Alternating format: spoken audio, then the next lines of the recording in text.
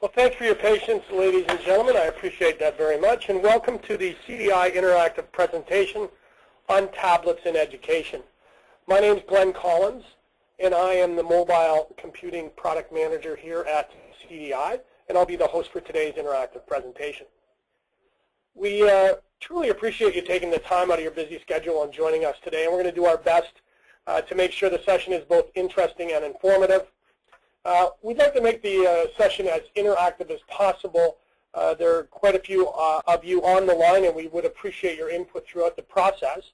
And so I'm going to ask that whenever possible or something comes up, please submit your questions throughout the presentation, and I will do my best to answer them. If it appears that I'm ignoring your question right away, it may be that I know that the content later in the presentation covers it. And if I don't get an answer to your question because I don't have one, I am committed to get it back to you by email within 24 hours. So today's agenda, we're going to, the webinar is really designed to help you identify all of the things you need to consider when you're deploying tablets in the classroom or throughout the district or school. And it really comes from, the content really comes from several conversations, several hundred conversations, possibly several thousand conversations I've had with your peers in, over the last year and a half in terms of challenges and considerations that they've gone through when deploying tablets in the classroom and in their schools. And, I thought it was appropriate for me to share kind of that collective knowledge and try to put that together. So that's really what this is all about. I've tried to make sure I answer the most common questions and concerns that I've heard in that period of time. And so the agenda today is we're really going to start with some stuff, if you've been living under a rock, you may not know, and that's really, the whole tablet explosion in the marketplace. We won't spend too much time on it, but what we see as in terms of growth in education, where it's going, why it's going there. And then I'm going to spend some time about things that you need to consider when you're deploying the device other than the choice of the device. So there's a lot of people that focus primarily on what tablet should I buy, etc. We're going to spend a bunch of time talking about other than the device. And then we're going to talk about the platform choices, so Apple versus Windows versus Android versus Chromebook, if you will, and what each of those, when do those platforms fit, what are the areas of consideration you need to consider when choosing that kind of platform. And then I'm going to talk about what CDI has to offer in terms of, very specifically about our Android device. I'm going to give you a sneak preview of what's coming from our Windows device. I'm going to talk in general terms about what our strategy is, and then we'll conclude by talking about how you can engage with us further if something struck your fancy throughout the day or throughout this presentation, and you're interested in engaging with us further. So that's really what the agenda is. But before I get started, I do have a few questions, and I like to ask these so that I can get a feel for the audience. Now, I'm going to throw some polls up. I have 5 quick questions that I'd like to get answers to, just to give me an idea and allow me to focus on what I think is appropriate for the right audience. So I appreciate your input. It means that I'm asking you to participate as quickly as you can. So the first poll I'm going to launch, really just I'm interested in finding out your role in terms of are you in the teaching part, are you part of the administration, superintendent, assistant superintendent, are you part of technology? And this just allows me to make sure that when I talk in terms of the products, I'm addressing it to the right audience. So we're going to leave that poll up for another 5 or 6 seconds, and then we will close it off, and we'll move on to the next question. It looks like we've got participation from about 80% of you, so we're just waiting for a few more.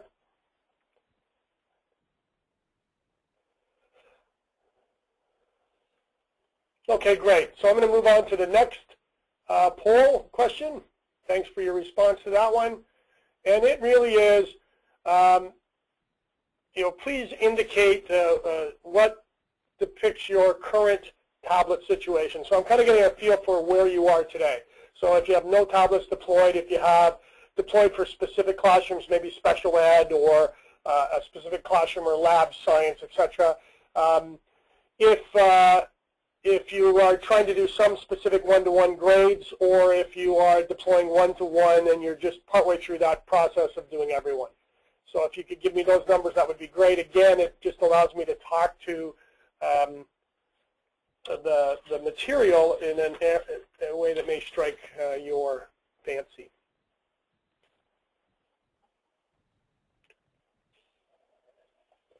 All right, thanks for your participation.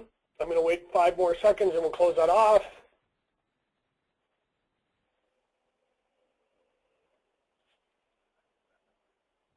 Okay, you good? We're just recording the results here, guys. Thank you. One more, another couple questions. The next one is, those of you who talked in terms of having the devices,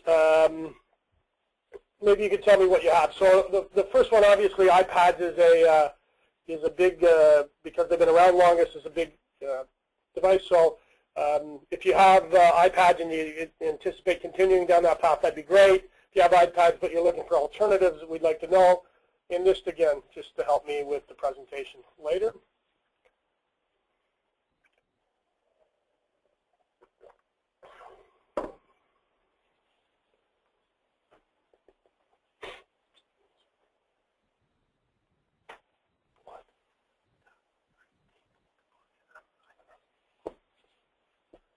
Okay, so we're going to leave that for 5 more seconds.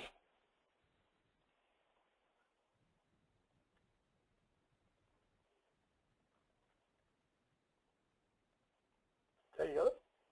Quickly. All right. We're going to close that. And I promise we're not much longer.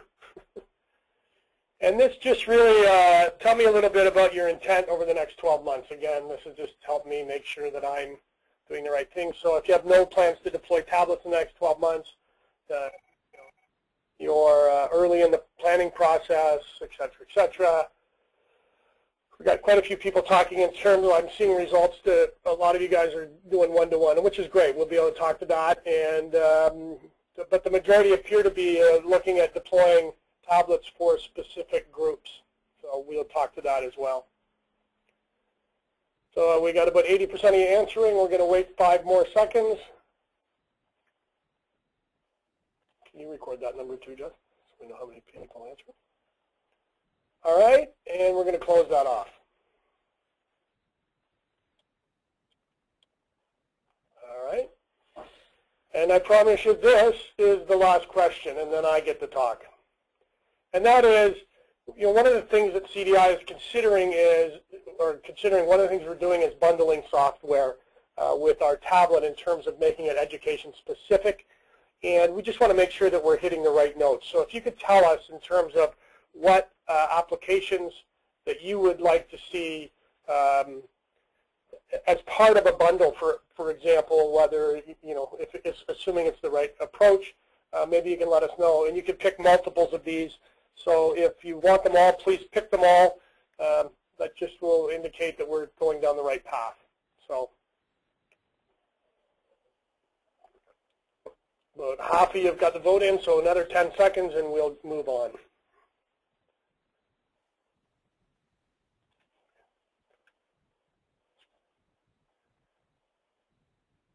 So a lot of Microsoft Office folks. The technical people are all cheering for mobile device management, which I understand, and it looks like we're good. Okay, thank you very much for that part of the participation. Now it's my turn to give you guys some content.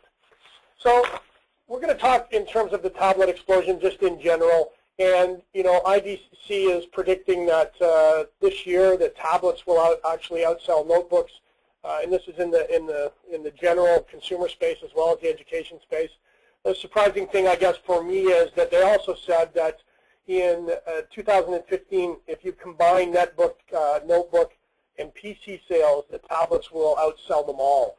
So when you think about that format itself, the form factor, it hasn't been on the market very long, and yet it's going to be a dominant player in the consumer market.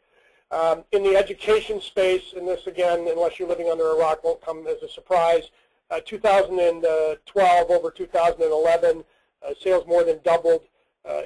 We haven't seen the final numbers for 2013, but it appears that the growth was somewhere around 1.5 times. So again, substantial growth in 2013 in the education space, and it appears that that growth will continue exponentially. So despite weaker sales, the actual unit sales in education, so the end users got more devices in their hands in 2012 as a result of the tablets. And to give you an indication of what they represent in terms of devices being bought, they represented over 35% of all devices being bought in 2012. And again, the anticipation is that number will grow even higher in 2013. And again, if you start to bundle in the Chromebooks into that, because in terms of usage, it's very similar, that number even climbs even higher. So just some tablet news, if you will. Again, this is strictly for education. I'm sure you may or may not have heard, but recently Miami-Dade announced that they had struck a deal with Microsoft, Lenovo, and HP to purchase 100,000 Windows-based tablets for their school. They're moving, they've done a bond, they've got some money, and they're doing a one-to-one deployment in a very large school district that is Miami-Dade. LA, as you may or may not have heard, both from good and bad, purchased 30,000 iPads about 8 months ago. They had some issues in terms of deploying it and in terms of keyboards, but they're working their way through that, and they will be deploying those shortly. And I guess the other one I wanted to talk about was North Carolina, who signed a $21 million deal with Amplify, which provides Android tablets. And the reason I chose those three is because this is not uncommon that we're going to see Android, Apple, and Windows tablets really kind of splitting the market share relative to a year and a half ago, where it was primarily iPads. There's some surveys done in districts like yourself, and I thought I'd share with you kind of what your peers are doing. Obviously there's a movement toward a fully digital classroom, and there's all kinds of tools and online programs that allow you to utilize the technology better than ever. 46% of all technology directors rated tablets as a high priority for 2013 and the next 2 years, so for the 3 years. And that number actually increased in larger districts, so it went to 51% in larger districts. None of the respondents in the survey said that tablets were a low priority. So obviously they are, they're here to stay. Large districts in particular, because a lot of them have the wherewithal, the funding, and the resources to move toward a one-to-one, are starting to deploy more and more tablets, and 80% of larger districts suggested that they were going to buy more than 100 tablets this year, which isn't a great deal for the larger districts, and 66% of them suggested that they were on their way to one-to-one. This again is the larger districts who have more funding in some cases, and certainly more resources. But I think the trend is there that tablets for sure are going to impact education, and we start to look at what's driving this trend. And there are a number of reasons, certainly just the physicality of the device and the fact that young children and the high school kids can all continue to carry this, and it's taking weight out of their backpacks, so they're not all carrying all the textbooks around.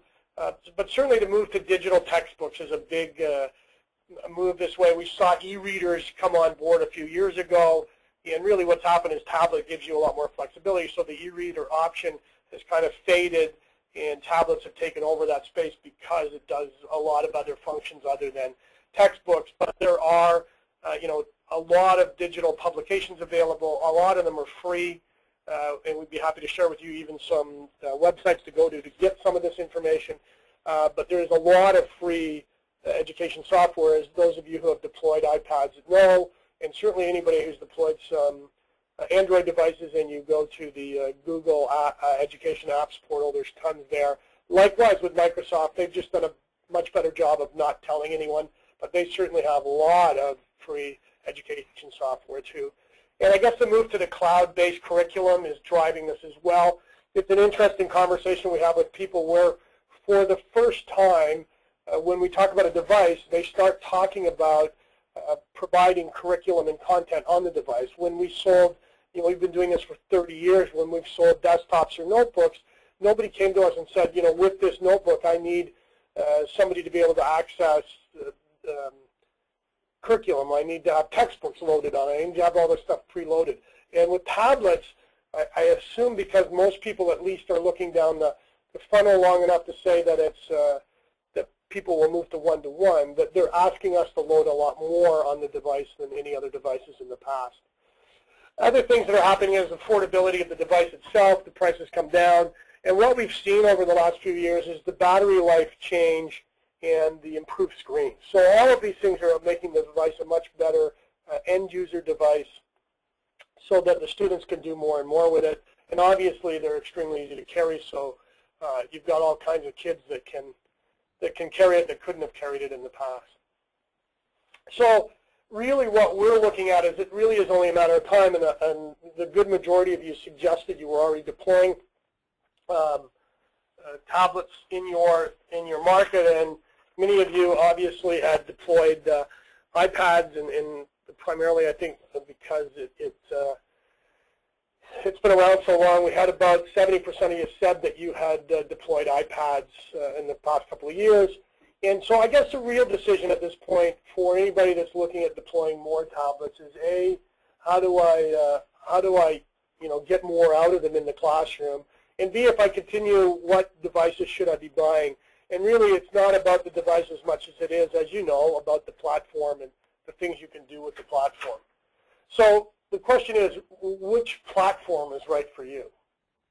So what I tried to do is put together some of the things that I've learned from your peers in terms of what's important to consider when you're thinking about a platform, changing a platform, picking a platform before you pick the device. So often we've seen administrators, perhaps superintendents, find some money and go out and buy a whole bunch of iPads, and you talk to the technology people and nobody's really decided what to do with them prior to the purchase of them. So I think the first thing that you always have to figure out is, what is the intended use? What is it I want to do with these? What do I want to see it do in the classroom? And you have to really understand what that is before you decide what device or what platform to choose. So what apps are available? What online services am I using? Should I use? Do I want to use? That give me what I need in the classroom. The next thing you have to think about is, how am I going to deploy them? So is it both in from a short-term perspective and a long-term perspective? So eventually, are the kids or students going to take these home? Because that may change a number of things. Are they going to be shared in a lab? Is it for special ed?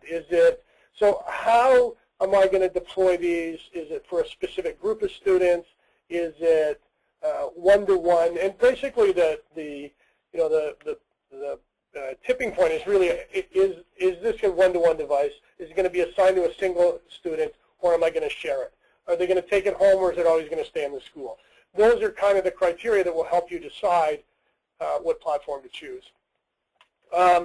What cloud environment am I using today? So most people have a Google, or Microsoft or Apple cloud. So you're either iCloud, your Google Apps, or your SkyDrive and the Microsoft world. But if you're starting to use some of that, that will help you make a determination of which platform or which device. And will the device be used for administering state testing? So again, if that is a requirement, you have to make sure the platform works, you have to make sure the device works, etc. And then, the big one is really your current IT infrastructure. And certainly the technology guys that are on the phone and gals that are on the phone can understand this, and that is really, can you leverage your current IT infrastructure investments? So depending on what your current investments are, or your investments may be in a parallel infrastructure that you've had to build as a result of deploying some tablets, but what can I do so I don't have to invest tons more money and still get more out of the technology? So for example, if you're an Active Directory shop, is there a way to use an Android device? Is there a way to use a Chromebook? Is there a way to use an iPad so that it works and I can share all my user profiles, my network, filtering, my printers, my local devices, etc. So those are considerations. And then, how many am I deploying? Will my current IT wireless infrastructure support that? And there are different requirements based on the profile or the platform you choose. A budget obviously is huge, but it's interesting. We talk to a lot of organizations in terms of a budget around the device. So they're looking at adding 500 devices or 1,000 devices, and they look at the price of the device, and they primarily focus on the purchase price of the device. And there's so many other pieces to that puzzle that make up your total cost of ownership, including training, professional development. Do I need to change or add to my infrastructure? Can I leverage what I've done there? What about, battery swap out after a period of time? Ongoing maintenance and support. Do I have people in-house that have the expertise, or do I have to pay for that or bring that in? All of those things add to that budget number. So all I'm telling you is that I think when you're looking at budget, you have to look at a number of things. And then how do I manage the devices? So do I have currently a mobile device management solution that I'm deploying? Do I need to buy one? Does the one I have today work with all of the platforms, or do I need to make changes? And the next piece is classroom management, which really is how do I make sure that these are utilized correctly in the classroom environment and not a distraction to the teacher and their environment? What is the tool available? What tools do I use? What network overhead does it create as I'm using it? Those are all considerations. The next piece is really, does it interact, any platform interact with the rest of my digital world in terms of, interactive whiteboards, my printers, my projectors, my wireless smart televisions, etc. And then if I am keeping these and they're not going to be go home with the students, how do I store them securely? How do I make sure that I charge and sync them on an ongoing basis? So these are, do I have some of that today? Do I have to go out and buy that as part of the whole process? Other things to consider really are, what applications are you using today, and are they available in that platform, and are they available for that device, and will that device support that application depending on memory and disk size and all those things. So really it's kind of list the applications you want to run on it and make sure they run. It's a little bit of homework. Somebody's asking me if we will make this available later today. Actually, we're recording it, and we will post the recording, but it probably takes about 24 to 48 hours before you'll be able to see it. We'll send everyone an email with the link to our website. Digital textbooks, again, what we're seeing is a move to standardization, and most e-readers now will read your digital textbooks, but there are publishers out there that haven't got there yet. So if you're in a state where your digital textbooks are proprietary from a reader standpoint, make sure that you know that, and that the device or the platform will support the reader required to read whatever publisher you're utilizing, what their e-textbooks, if you will.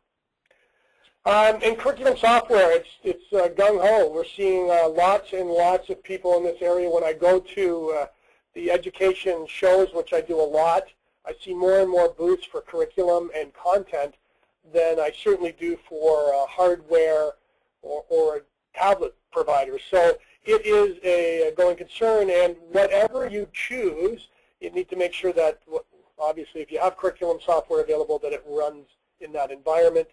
Other things are learning curves. So, Android, for example, is probably a lot more familiar to the students than it is to staff and teachers, because they may be more used to an iPad, etc. These are things you need to consider when you're choosing your platform: is what's the learning curve, how much do I have to invest in professional development, those kind of things. And then you've already got an investment in peripherals, but some things you have to consider when you're buying tablets. So we talked earlier about state testing. In order for them to be compliant, they need to be able to use attached keyboards. They need to be able to use headphones, and in some cases they need to have a microphone as well for speech to text and for special needs students. So these are the things you have to consider is, does the device support these things? So in some cases, there's Android devices that have a headset, but you can't plug a headset with a mic into it, and you have to buy a separate unit. And when you add that up, it actually starts to cost more than an iPad or a Windows device. So it is, again, more than just the device. So I just, again, caution you that it's more than price. So this is kind of the product and the platforms we're going to talk about, and it's iPads through Chromebooks, and the prices for mini iPads is relatively inexpensive. When you load up a new iPad, it's a little more money.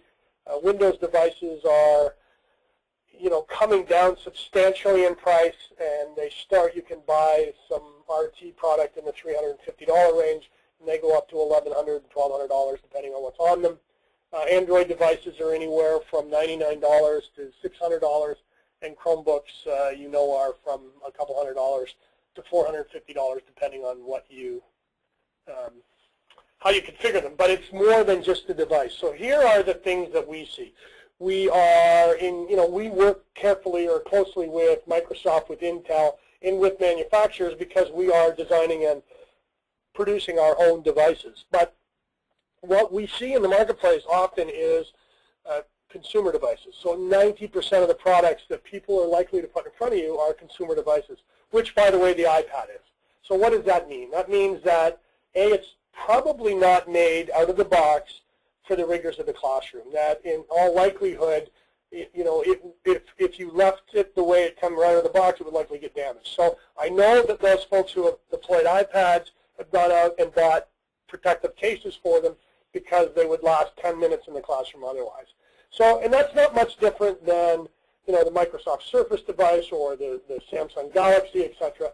So they are consumer devices. So the other thing that really means, when I talk to manufacturers in that space and I say, what's the life cycle that you anticipate that this product will last in the marketplace, they talk about 18 to 24 months and maybe 30 months where a consumer is likely to exchange it for a new product. That's their anticipation, and they build the product accordingly. So what does that mean? That means that the battery life, for example, even though you need it to last the full day for probably a 4-year period, which we're hearing from most of our education customers is the anticipated life that they want to keep it for, that like all batteries, they deteriorate. So in year 3 and year 4, they probably won't last a full day. And the challenge you have is that most consumer devices don't have an interchangeable battery, and that they have to be sent back to the manufacturer who has special tools to replace the battery. And some of the people, like Acer, has an actual program where you send the product back after 2 years and they give you a new battery. Now it's a chargeable event, but when you're buying these devices, you need to consider that in all likelihood at the end of 2 years you're going to have to do something to change the battery if your anticipation is that it will still last 6 to 7 hours on a full charge. So, one of the things you need to look for are what devices are out there that may be in the same price range that are, semi-rugged or rugged, and that will have a battery that is either going to last long enough in year 3 and 4, or is at least easily exchanged for something different.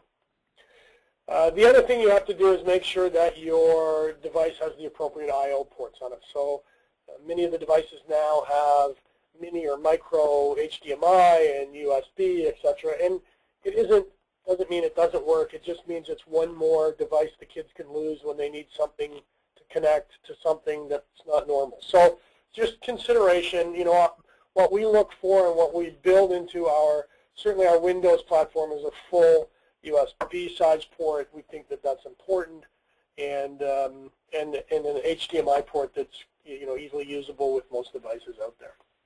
So what other things do you have to think about in terms of utilizing this? Well, size and physical weight, obviously. So for those of you who are looking at this device as a device that's going to be utilized for state testing, as you probably are aware, you cannot buy a device that's less than 9.5 inches screen size, and there has to be a specific resolution so that it's usable for that. So most of the people we're talking to are saying they can't afford two devices. They can't afford to buy a device that they can give to the kids that is not available when they want to do state testing. So most people today that we talk to are looking at screens, as I said, a minimum of 9.5. And I think if off the top of my head, it's 1200 by 768 is the minimum resolution in order for it to fall into those categories. The next question, or the next thing you need to consider is what apps are available, processing power and speed, and it's all over the map. You have to be careful because there are some, especially in the Android world, there are some less expensive devices that are less expensive for a reason. So again, I just caution you, make sure that you try a device before you buy a bunch of them because you may be surprised at the performance. Obviously, the amount of memory available, the audio quality, the camera quality, and then accessories. Am I going to buy a device for a few $100s and then have to go out and buy a bunch of accessories for it, which really mean I didn't save a bunch of money because by the time I bought it all, I could have bought a more expensive device that had those things included. Is there storage and charging available for it if I'm going to keep it in-house? Or what am I going to do with them if I have 50 of them in a classroom and I need to charge them every night? How am I going to manage that stuff? And then wireless features. So again, making sure that there's a lot of most schools unfortunately do not have the best wireless capability in the world. A lot of you folks are continuing to upgrade it, but you don't necessarily have the best access points, etc. So it's really important that the device has a very strong Wi-Fi reception capability, some Bluetooth for use with other devices. And available for some of the devices are 3G and 4G if cellular is an option. So if you are in some rural areas that don't necessarily have Wi-Fi to the home and they rely on cellular, we've had some customers come to us with those requirements. So it is available and it is out there. I talked earlier about state testing. So one of the things you have to consider if you are using this device for state testing is make sure you have an attachable keyboard. Even though you can use wireless keyboard and mice, if you put 30 of them in the room, they all start talking to each other and it does not work. You get lots of interference and you get the delays in typing and sometimes one keyboard talks to another device and it's just not pretty. So whatever you do, make sure whatever device you have, you can buy an attachable keyboard. The other thing it has to be able to do is when you attach the keyboard, you have to be able to turn off the virtual keyboard that pops up on the screen. And I know there are certain versions of iPads where this has been an issue in terms of getting it ready for state testing. Now, I have no doubt that somebody's going to figure out how to fix it, but it's a consideration. When you plug in a keyboard, you have to be able to turn off the virtual keyboard on the machine so that the kids don't, they have a full screen to look at. Again, I talked earlier about having the ability to connect the headset and the mic, and then you have to be able to lock down the browser on the system and lock out the ports like USB ports. So you have to make sure that the operating system and the browser is compatible with what your state testing provider has set as standards. So PARC and Smarter Balanced have some very clear testing process. You can actually test the device on one of their sites. And the only other one that I know that's somewhat prominent is Pearson, and they're fairly straightforward today. They don't support Android,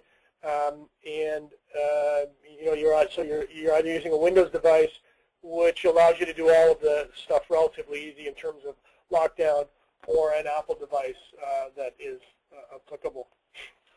So now that I've gone through that, all I've probably done for most of you is just confused you more than before. So what I thought I'd do is go through each of the platforms in terms of what is the pros and cons of each, maybe provide you some guidance as to when we think you should pick a particular platform. But I just wanted to be very clear, we don't sell Apple. So if it appears that I am prejudiced against Apple, I don't mean to be, but I'm much more familiar with the other two platforms. So if I say something that is not 100% accurate, please let me know by question so I don't make the mistake again. It's not on purpose, but it is that we don't sell Apple products. So first thing I'm going to do is tell you about Apple products. So again, they are a dominant player in the market. They hold over 80% of the tablet market share in education today. Obviously, they were the first to market, which gave them a huge advantage. And again, they also made a huge impact in the consumer business. And I would suggest my experience, certainly less today, but a couple years ago, 18 months ago, was that the pressure was coming from administration and from teachers to deploy iPads, and that most people in the technology group were not really in favor of it because it created a lot more work for them in terms of the device not plugging into their current infrastructure and working easily. So, a lot of organizations, a lot of educational organizations have standardized on it, and a lot of IT folks have had to build a parallel infrastructure to manage the devices in terms of filtering and, allowing them access to specific files, etc. But just to give you an idea, it is estimated this year earlier, they estimated that they had already sold 4.5 million iPads into education. So they're there. So from a pros and cons standpoint, listen, there's tons of applications on iTunes. They're very feature-rich. It's a great product. You can get, 5 meg camera. You get Wi-Fi. There is 4G available for it. The quality of Apple product is outstanding. Brand new. It has a 10-hour battery, which is, better than a lot of other devices out there. It's a known commodity. I worked for IBM 100 years ago, and they said nobody ever got fired for buying IBM. Now, that was a long time ago. I would say that the same thing holds true for iPads. Today, that if you introduced iPads into the classroom, in most cases, people will accept them willingly with open arms, and probably better than some other devices. They have a great quality screen. They didn't have it 2 years ago, but today they have a lot more management tools and a lot of devices and applications to help you manage the device, much of which you have maybe already bought. And you can buy tools that allow you to work with these devices. So if you need to use it with some peripherals, there's lots of really neat things out there for them. So from a cons perspective, they're relatively expensive, although not as the differential isn't as much as it was a couple of years ago. The complaint I hear all the time, and in particular from technologists, is that you are married to Apple. So some people don't mind it, but they control everything. So you are forced to go through iTunes for everything. If you are a Microsoft shop, if you have a Microsoft back office, they are not compatible with MS Microsoft Active Directory, which means, again, you have to kind of build a parallel infrastructure. If you think about how easy it is to deploy a Windows device in that environment, you get a single sign-on, everybody authenticates, you can give them group policies. It's just a lot easier to manage. Unfortunately, when iPad came out, or maybe fortunately for iPad, there was no option. So many of you folks in the technology side had to learn how to manage those devices outside of your existing network.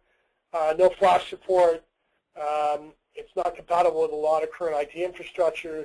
There's no SD card reader, no USB port, which we hear all the time. And in many cases, I have to buy the protective case outside of the device. When I start adding those numbers up, it gets a little more expensive.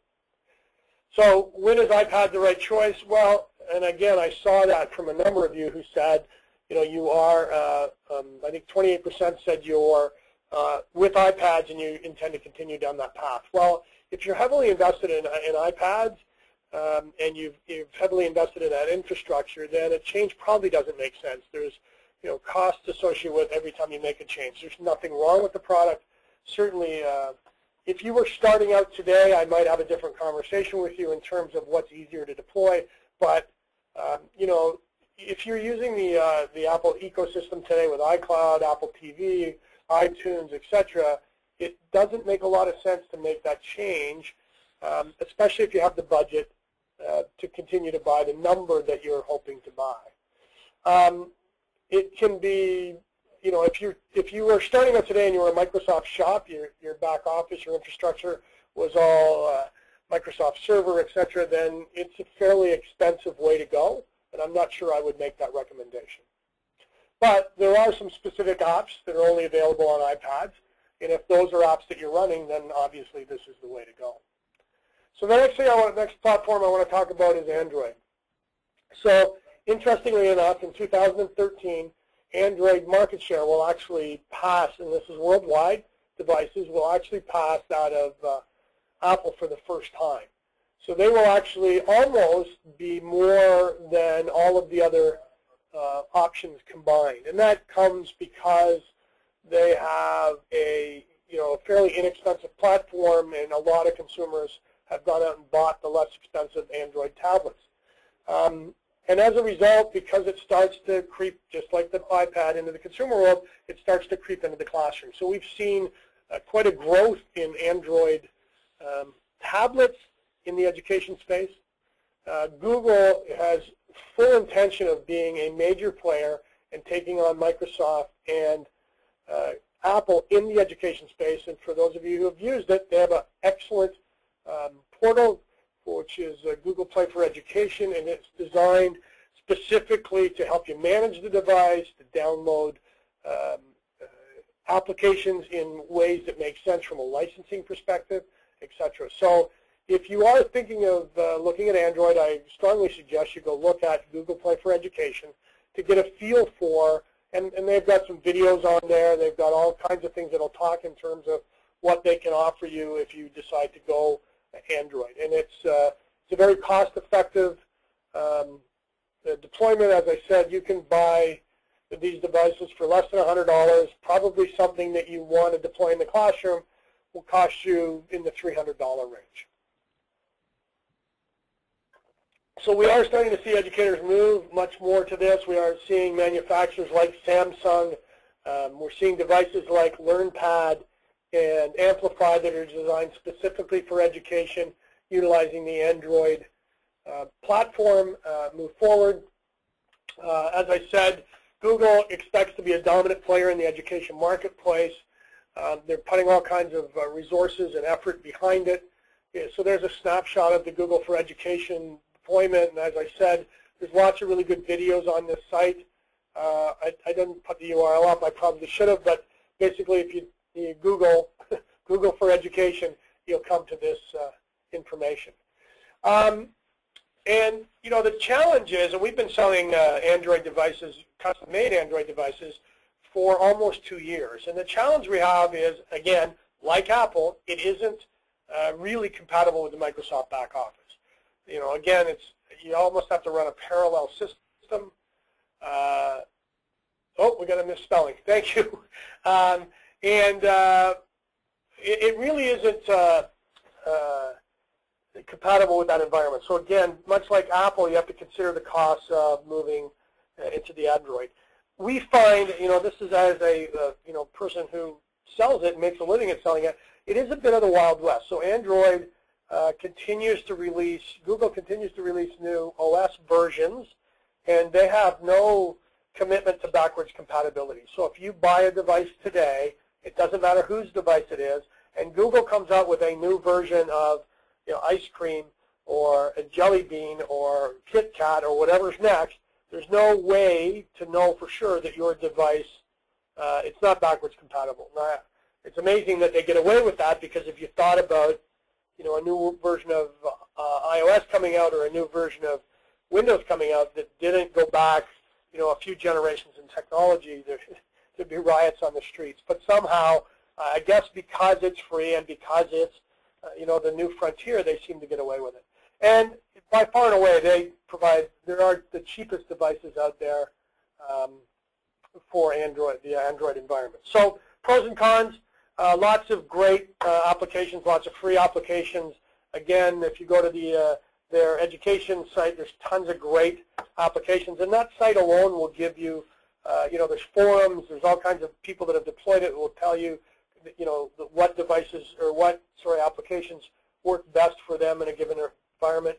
You have a wide range of devices, so unlike Apple, where you have one or two choices, you can buy products all over the map here, from very inexpensive to quite expensive, and you can buy all kinds of features. You can pay for what you need as opposed to what it comes with. It supports Flash. It has multitasking, so you can run multiple apps at a single time. And the last release of Google Jelly Bean 4.2.3 allowed you to have multiple platforms, profiles, so you could share a device between multiple students and they can have their own profile on it.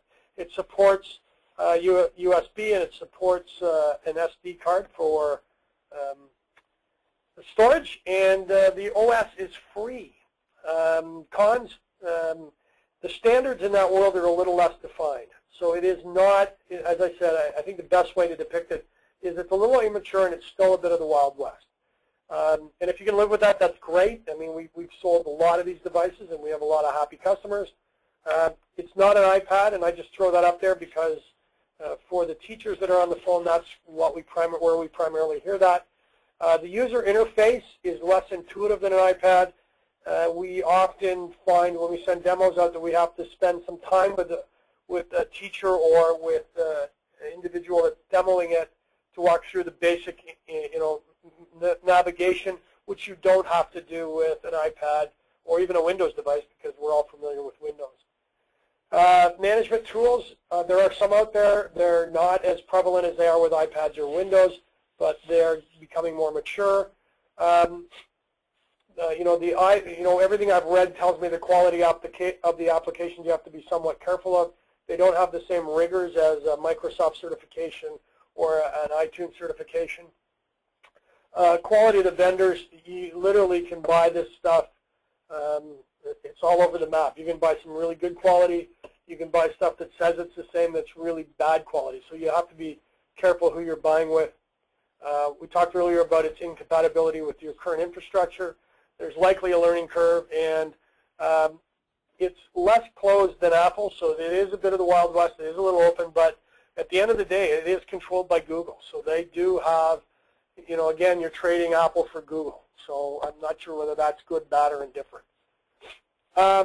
So when is Android the right choice? Well, if you're not heavily invested in a Microsoft back office or Apple infrastructure, then it is a good choice. If you're a smaller school district or school, we think it's a great choice. You don't have the same challenges as a 1,000, 2,000 device deployment. If you're doing smaller deployments, it's easier to manage them. There's some online tools that can help you.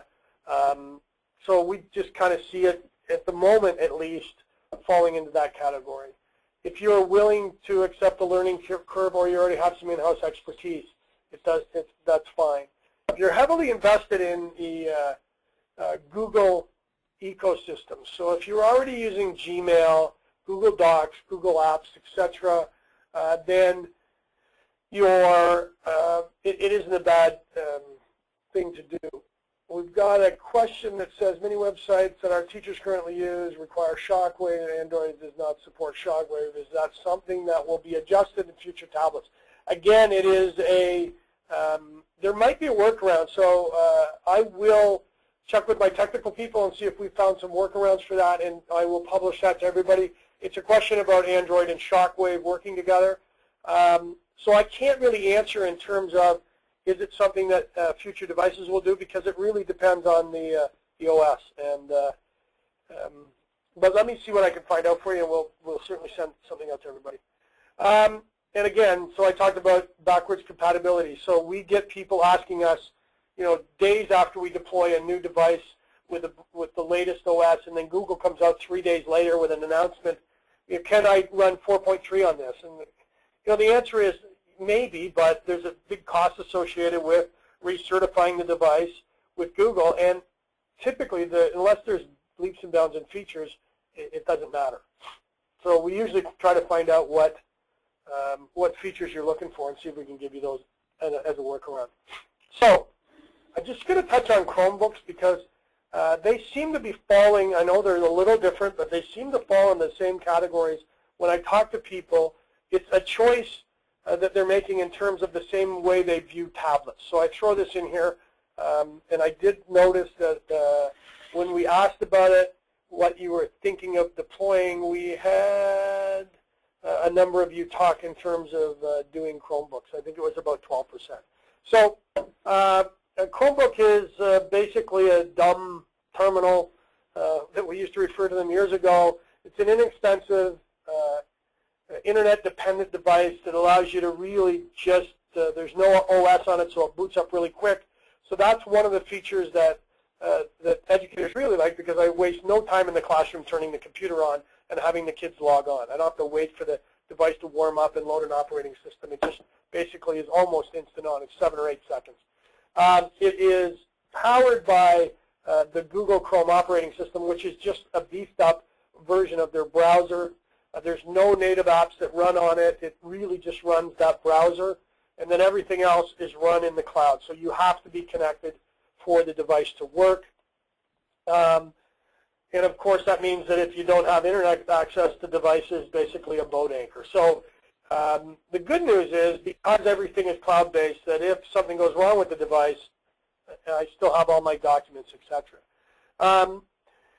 The challenge we see with Chromebooks is, there are some districts where this works great. They got great internet connection. They can log on all the kids they want at the same time. They've got the infrastructure to do it.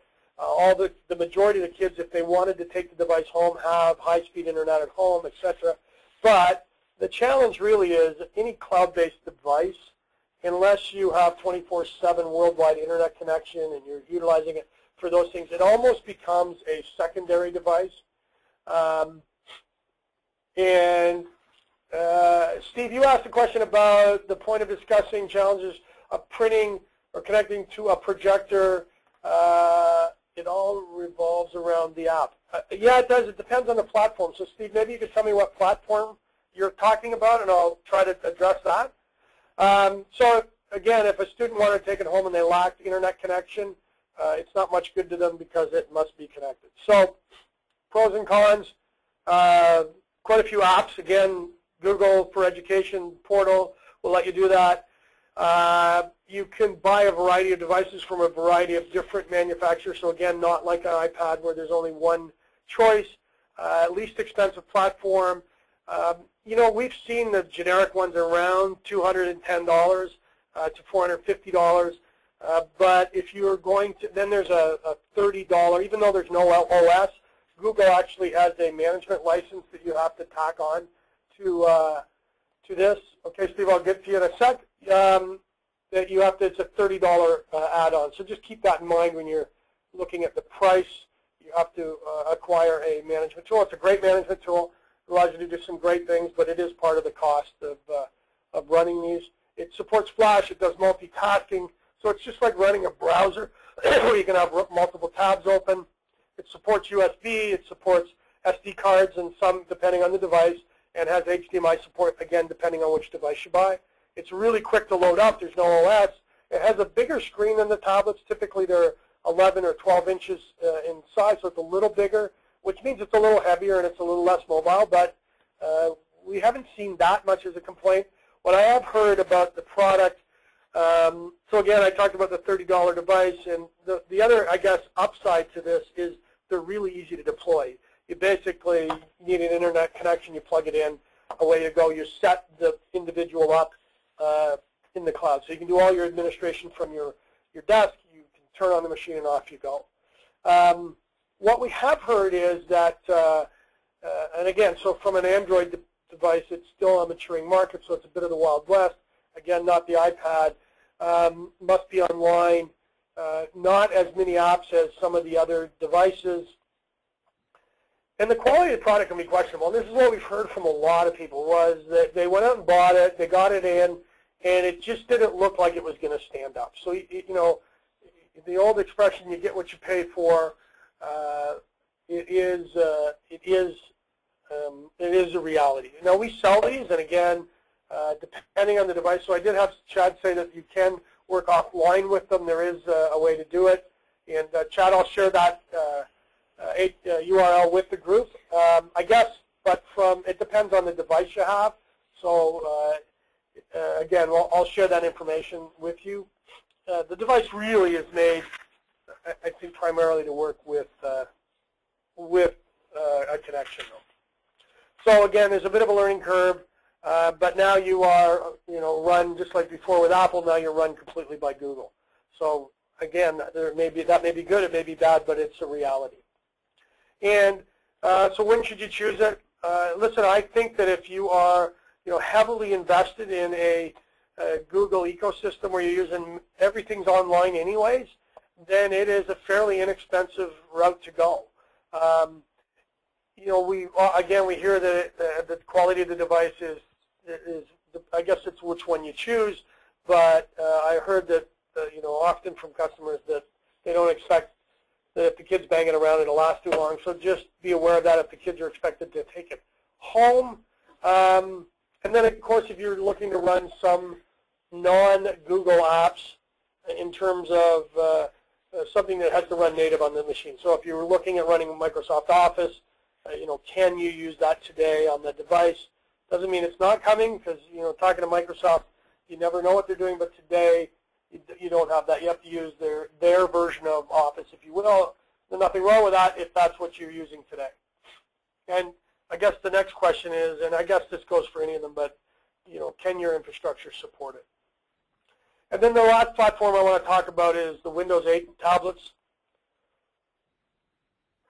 Windows 8 is, Microsoft's very late to the marketplace. They're playing catch up. I think for anybody that attended ISTE, they gave away 10,000 of their Surface devices. They recognize without a doubt that they're, behind the eight ball, and they're quickly moving to be part of this. Today, they're less than 5% of the total education market. I would suspect that, given how aggressive I know they're going after this market, that they're going to be a dominant player in tablets in the education space within, I'm going to say 12 to 18 months, that they will probably rival Apple in terms of market share in that space. They recently made an announcement at the beginning of February for this program called Shape the Future, and I encourage you, if you are a Microsoft shop, to reach out to your Microsoft rep and find out about it. It basically allows you to buy a version of Windows, any version that is available, for $1. So your costs of buying a Windows device just went down substantially. So that's why I know, and their initial launch of RT they kind of got wasn't well received. They needed to move to Windows 8. They were trying to determine different ways around it so that they didn't, I guess, bastardize their pricing in other marketplaces, but they eventually threw their arms up and said, we need to offer this Shape the Future. We need to be in education. We need to be a dominant player there because Apple and Google are handing them their butts. And they had this Shape the Future, was really originally designed for poor countries, for third world countries that were trying to get technology in, and they've redone it. They redid it a year ago where it was down to like $35 for a Windows version. Now it's $1. So, the upside to Windows Tablet is that you already know about it. You can start to, it's familiar. The desktop's familiar. For those who have not used Windows 8.1 with a touch device, if you've tried using Windows 8 on a non-touch device, you've probably pulled your hair out. It is a great experience, just like the iPad. It's with the touch in 8.1, it works excellent. And it works with what you have. So again, if you're a Microsoft shop, you plug this in, it's like plugging in a laptop. And that's why I think it's going to make some huge inroads. The challenge for Microsoft is going to be convincing the teachers that it does all the things that a Windows device or iPad does. We're running a little late on time, so I'm going to try to go as quick as I can. You got flexibility. The new 2-in-1s are very much like a desktop, or sorry, a notebook in terms of operation. You can run Office. You can run multiple operations on the same device, much like you would with a notebook. It's you can do all kinds of apps from the Windows Store. It runs most Windows apps. There's a Windows 8 store, which is like iTunes, and the Google App Store, and they've got tons of educational software. Supports Flash, USB, HDMI. Most of the devices have full USB ports. They have easily connected with all your devices. So if you think about the Windows ecosystem that exists today, And Chad talked earlier about, or somebody asked, Steve asked about printing with iPad and Androids. Well, the issues, and I'll talk to that shortly, but the issues with those kind of go away because it already works with other Windows devices. I plug it in, it works. So you start to look at your total cost of ownership, and if I can leverage my current investment, my total cost of ownership actually goes down. The price of the devices are way down. I'm going to show you one that we've launched that's sub $400. There are lots of products out there coming. It's going to be a very competitive marketplace, and Microsoft is going to be there. They've got lots of free tools for education, including Office 365, SkyDrive, Outlook Mail for students. So everything you can do practically online with Google, you can do with Microsoft, and you can do with Apple. And it works with everything you got. You plug it in, it works with your whiteboards, your projectors, etc. So what's wrong with it? It's not an iPad. It doesn't have as many applications yet as iPad and Android, but Microsoft is pushing the vendors to do all that stuff. Not all ebook vendors run on the platform today. Again, that's changing rapidly. I guess the big thing is really nobody knows about them. They haven't done a very good job of talking about what they can do in this space. I spent some time in Seattle a while ago. I was astonished at the stuff they have for you guys. It's free. So when should you choose it? Obviously, if you're a Microsoft shop and you're heavily invested, you can plug it in. Larger deployments, you saw the Miami-Dade, 100,000 of these. You can manage them. There's single sign-on. They're Active Directory compliant. You got lots. Typically, you have in-house expertise already. It works with all your devices. You don't have to set up a parallel infrastructure. If, however, you're heavily invested in Google and Apple, some of those points are irrelevant. So that's just the way it is. So I'm going to give you the Reader's Digest version of our strategy since I am now about 5 minutes over. We are looking at a strategy that covers not just the device, but all of the surrounding things that go with it. So these are the things that come with the device as we ship it. So we have an Android device and a Windows device, and it comes with a variety of these things already. So the devices, we offer both Windows and Androids. It comes with standard 1-year warranty, and we offer up to 4-year warranties on it. We have 2 basic Windows offerings, and again, this is preliminary. This is not official, but I thought I'd share it with you. We have a semi-ruggedized device. It's Intel Classmate based. It comes with a Intel software stack that's specific for education, and we have a device that looks similar to the Surface, only the keyboard and protection is a little more rigorous than what you get in the Microsoft product, and it's substantially less money. So this device would be a 10.1-inch, 366 by 768. Comes with a stylus, a standard USB port, additional battery in the keyboard, so it's got 16 hours of battery. The battery in the keyboard is replaceable. It's water resistant, it's drop resistant, it's semi-ruggedized, 4 gigs of memory, 64 gigs of storage, and it runs the new Bay Trail processor, which means the battery life actually is extended because the processor is that much more efficient. It has all of the I/O ports that you need to plug in and get going in terms of HDMI, SD, the audio with the microphone built in, full USB ports, 2 cameras, Wi-Fi, and 14-hour battery life, and it sells for under $500. These are some of the things that come with any of the Intel Classmates, so all of this stuff comes with it. I won't spend much time on it, but comes with a textbook reader and textbook library that's humongous that Intel has built up over the years.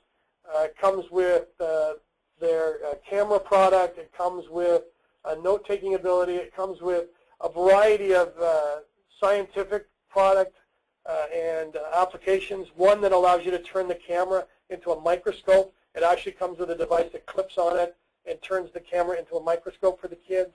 And another device that's a thermal probe, so you can do all kinds of experiments. And it comes with the software to drive those. It comes with editing comes with editing software, media, it comes with art programs, and so that's what's in the Intel stack. Along with that, it comes with classroom management for teachers. It has an anti-theft deterrent product and antivirus product. The other tablet that is not it's more like the Windows Surface, similar specs, same processor, a little less resolution in the screen, but 10.1 inch, still fairly high res, 4 gigs, 64 gigs, 8-hour battery life, comes with online, by the way, all of our Windows devices come with free 1-year online curriculum for K to 8 and 90-day free for 9 to 12, all subjects, Common Core, Standard, etc. They all come with mobile device management and classroom management. So all our devices are shipped with that, whether they're Android and or Windows. And this device is a little less money. It's about $475. These devices will be available for purchase in about 6 weeks. We're still in the process of finishing the manufacturing.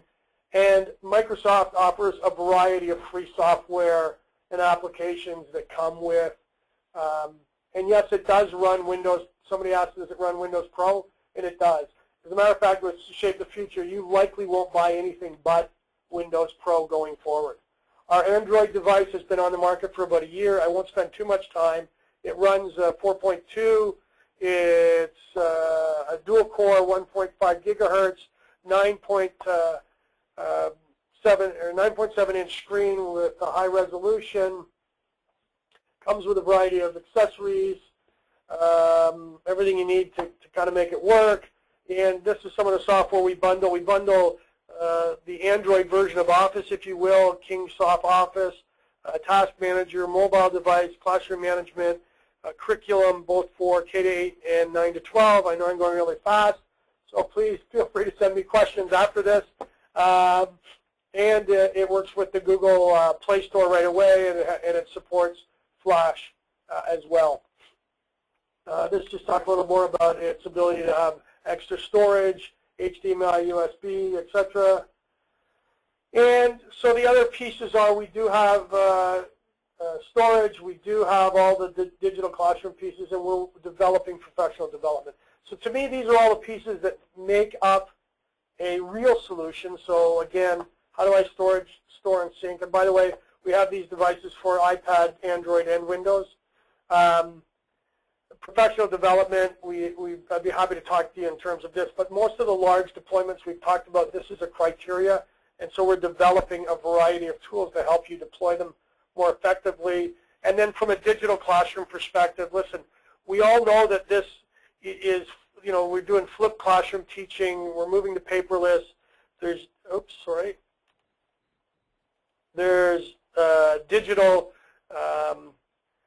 resources available like ebooks, etc. So we're working with all the tools that will allow you to access and utilize all of these things. And again, I apologize for going really quickly, but I have dragged you guys on here longer than I expected to. And I appreciate the fact that most of you are still online. Anyways, I hope that that was kind of the end of it. I haven't answered Steve's question about iPads and Androids. Steve, I will put something in writing and send it out to you guys. There is, I can honestly tell you I'm not familiar enough with iPads to give you an answer, but I can tell you some of the solutions around Android using some Google tools in terms of printing. In terms of Epson projector, if it is, I need just to know whether it's a VGA or HDMI. If I know that, I can tell you some solutions that might help you work with it with an Android device. Again, not familiar enough with iPads to kind of get to that granular level. I think I've answered all your questions, and Chad sent us some information about working offline with Chromebooks that I'll share with everybody. Listen, I appreciate your time. If you're interested in anything else, we will post a copy of this recorded webinar online. We will send you an email once that's done. It should be within 24 hours from now. If you're interested in, you know who your rep is, send me call your rep. We'll be happy to help you any way you can. If you want to have a one-on-one conversation with us and a group within your organization, we'd be happy to do that. Again, We try to do this as balanced as possible. You know, we only deal with education, so even if you're buying it from somewhere else, we're adding value. We think that that eventually will mean you'll buy something from us. We have a limited number of tablets available in Windows. I have a few demos. We'd love to be able to give you, get you engaged and get your feedback on those things. Look for our official announcement. I'm really excited about the Windows tablets. My contact information is there. Feel free to reach out to me any way that you can. I've had several requests for copies of the slideshow. I guess I can post it somewhere. It's about 8 gigs. I could try sending it out, but I'll probably get a lot of bounce backs. What I may do is put it on Dropbox and send you guys an invitation to pick it up. I'll try to figure that out before the day ends. And if that's all of the questions, I really appreciate your time. We are, wow, almost 20 minutes past what I said I'd be. I've been talking too much. I hope you found it valuable and informative. That was our intent. We had a very large audience. I appreciate you hanging around that long. If you have any questions, my contact information was there, and I'll be happy to get back to you. So on behalf of CDI and myself, again, thank you for your time, and I look forward to talking to you in the future. Cheers.